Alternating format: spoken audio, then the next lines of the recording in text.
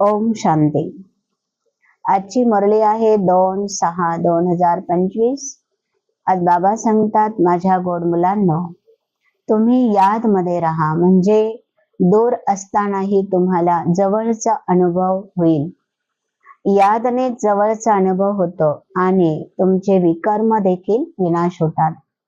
बाबा प्रश्न विचारतात, मुलांना दुरांदेशी बाबा आपल्या मुलांना दुरांदेशी बनण्यासाठी कोणते ज्ञान देत आहे? तर आत्मा कशी चक्र लावता लावता अनेक वर्णांमध्ये येत असते. अर्थात 84 जन्माचं हे चक्र आहे. सतयुगापासून तर कलियुगापर्यंत 4 वर्ण आत्मेचे होत असतात. पहिला वर्ण आहे देवता वर्ण, दुसरा आहे क्षत्रिय वर्ण, तिसरा आहे वैश्य वर्ण आणि चौथा आहे शूद्र वर्ण. ह्या 4 वर्णांमध्ये जी आत्मा येते, तर हळूहळू येता येता त्या आत्मेची कला कशी कमी होते, आत्म्यांमधले जे मूल्य आहे, गुण आहे, ते कसे कमी होतात, हे ज्ञान फक्त बाबा आणि बाबाच आपल्याला देत असतात. मग बाबा म्हणतात की जसं बाप दुरांदेशी आहे, तशी माझी मुलं देखील दुरांदेशी बनले पाहिजे. अर्थात जसे बाबा एका काळाचा विचार न करता बाबा त्रिकालदर्शी होऊन सृष्टीच्या आदी आणि मध्याचं ज्ञान देतात, तसं बाबा सांगतात तुम्ही सुद्धा अशी त्रिकालदर्शी बनून सर्व गोष्टीचा विचार करून मगच तुम्ही इतरांना सुद्धा ज्ञान द्या. आजचं गीत होतं, जो पिया के साथ है उनके लिए ज्ञान की बरसात है. पिया म्हटलं जातं आपल्या प्रियतमला, आणि प्रियतमची दुसरी जी भाषा आहे ती आहे ज्ञान सागर. ज्याच्या बरोबर ज्ञान सागर आहे त्याच्यासाठी ज्ञानाची वर्षा ही नेहमी नेहमी होतच असते, आणि जो सागरातच आहे त्याच्यासाठी ज्ञान वर्षा ही काय अवघड गोष्ट आहे. बाबा पुढे सांगतात, मुलांनो, बाबा म्हणतात दुनियामध्ये विभिन्नता खूप आहे, अनेक मतांतर आहे, प्रत्येक व्यक्तीच्या मान्यता देखील वेगवेगळ्या आहे. मग धर्म असेल, पंथ असेल, वंश असेल किंवा संप्रदाय असेल, प्रत्येकाच्या मान्यता ह्या वेगवेगळ्या असणारच आहे. परंतु सर्वश्रेष्ठ देवी देवता धर्म आहे. मग देवी देवता धर्माची धारणा देखील श्रेष्ठ आहे. धारणा तेव्हा श्रेष्ठ झाली जेव्हा त्यांचं कर्म श्रेष्ठ झालं. कर्मावर आधारित आहे तो धर्म. मग बाबा सांगतात की तुमचा धर्म एवढा श्रेष्ठ आहे आणि तुमचे कर्मच एवढे श्रेष्ठ होते की त्या तुमच्या कर्माची आज देवी देवताच्या मंदिरामध्ये पूजा आणि अर्चना होत असते. गायन तर सर्वांचंच होत असतं, संतांचं होतं, महंतांचं होतं, महान पुरुषांचं होतं, परंतु पूजन मात्र फक्त देवी आणि देवतांचं होतं. मग पूजन देवी देवतांचंच का? तर देवी देवताच ह्या सर्व गुण संपन्न, 16 कला संपूर्ण, संपूर्ण अहिंसक, मर्यादा पुरुषोत्तम बनलेल्या असतात. बाबा म्हणतात की मुलांना, हा जीवनाचा जो खेळ आहे तो फक्त ह्या 2 शब्दावर आहे, विजय आणि पराजय, पवित्र आणि अपवित्र, सुख आणि दुःख, अंधार आणि प्रकाश, श्रेष्ठ आणि कनिष्ठ, या 2 शब्दांच्या अर्थामध्येच हे सर्व सृष्टीचं चक्र बनलेलं आहे.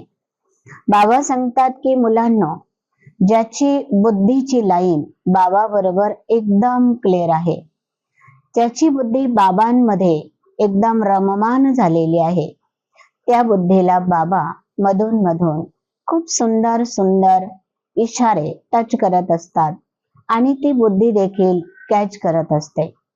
बाबा सांगतात की मुलांनो, जितके तुम्ही माझी आठवण कराल ना, तेवढे तुम्ही गोरे गोरे बनत जाल, म्हणजे आत्मा सतोप्रधान बनत जाईल.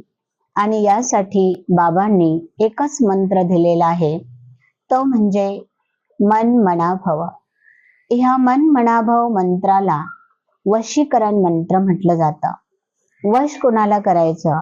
तर माया रावणावर विजय प्राप्त करणारा हा मंत्र आहे. बाबा म्हणतात की मुलांनो, ब्राह्मण कुणाशीही घृणा करणार नाही.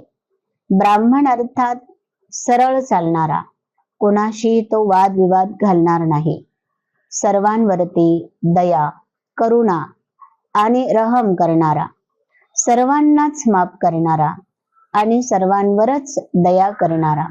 बाबांना म्हटलं जातं सर्वोपरी, सर्वांवर दया करणारा बाबा. तर सर्वांचे कृपाळू, कनवाळू बाबांची मुलं आपण आहोत. बाबा पुढे सांगतात की मुलांनो, आता तुम्ही देह अभिमान सोडा. देहाची दुनिया बुद्धीने विसरा आणि तुम्ही आत्म अभिमानी होण्याचा पुरुषार्थ करा. सिमरण ज्ञानाचं करा. बाबांची बुद्धीने आठवण करा, तरच तुमच्या बुद्धीला ताकद मिळू शकते. असं म्हणतात ना, सिमर सिमर सुख पावो. जर प्रत्येक क्षण बाबांच्या आठवणीमध्ये आपला सफल झाला, व्यतीत झाला, तर कोणताही क्षण आपल्याला दुःखाचा येणार नाही. बाबा पुढे सांगतात की मुलांनो, तुम्ही खरे भ्रमरी आहात. भ्रमरी मिसाल बाबांनी यासाठी दिला की जी कुंभारीण असते, ती कुंभारीण आपल्या घरट्यातून निघते, झाडांवर झुडपांवर जाते आणि एक छोट्या छोट्या अळ्यांना, किड्यांना घेऊन येते. कालांतराने ती त्या घरट्याभोवती रोज थोडा थोडा वेळ भो भो भो करता करता त्या किड्यांनाही पंख फुटवते आणि ती आपल्या समान त्यांना उडवायला शिकवते. बाबा सांगतात की तुम्ही सुद्धा एका भ्रमरी मिसल, तुम्ही अनेकांना तुमच्या समान बनवा. जेव्हा तुम्ही तुमच्या समान बनवाल, तेव्हा तुम्ही त्यांना बाप समान बनण्याची सुद्धा प्रेरणा द्याल. आता बाबा सांगतात की मुलांनो, तुम्हाला सर्व धारणा स्वरूप बनायचं आहे. परमात्म्यांचा संदेश तुम्हाला पूर्ण गावागावामध्ये द्यायचा आहे. लोक असं म्हणतात, मेल्यानंतर मनुष्य स्वर्गात जातो. बाबा सांगतात, तुम्हाला जिवंत असताना स्वर्गाची रचना करायची आहे. याच्यासाठी तुमची तयारी करायची आहे. सर्वांना आपल्या समान बनवा. बाबा म्हणतात, सेवेमध्ये कोणत्याही प्रकारचा स्वार्थ तुम्ही ठेवू नका. जर तुम्ही स्वार्थ ठेवला तर तुम्ही त्याच्यात असफल व्हाल. कधीही सफलता प्राप्त करू शकणार नाही. म्हणून तुम्ही निस्वार्थ सेवा करा, निष्कामी बना, निस्वार्थी बना. ब्रह्म मुहूर्ताच्या वेळामध्ये सकाळी सकाळी उठून बाबांच्या बरोबर गप्पा गोष्टी करा, रोहरिहान करा. बाबांकडनं जेवढे हवे तेवढे तुम्ही वरदान प्राप्त करा. बाबा सांगतात, मी सकाळी सकाळी येऊन सर्व मुलांची बुद्धिरूपी झोळी ही वरदानांनी भरत असतो. तर त्या वेळामध्ये जर तुम्ही उठले, जागृत झाले आणि बाबांबरोबर जर गप्पा गोष्टी केल्या, तर बाबा तुमची वरदानांनी झोळी ही भरभरून देत असतात. बाबा म्हणतात, मुलांनो, तुम्ही ह्या वेळामध्ये बालक आहात आणि शिव बाबा सर्व खजान्यांचे मालिक आहे. परंतु तुम्ही मुलं आहात, या नात्याने बाबांच्या वर्षाचे तुम्ही अधिकारी आहात. बाबांच्या वर्षाचे तुम्ही मालिक आहात. म्हणून कधीही तुम्ही असं समजू नका. तर आज बाबा म्हणतात की मुलांनो, जेवढा तुम्हाला अधिकार प्राप्त करायचा आहे, तेवढा तुम्ही या वेळामध्ये म्हणजे या संगमयुगावरती हा अधिकार प्राप्त करू शकता. असं म्हटलेलं आहे, आज नाही तर कधीच नाही. ओम शांती.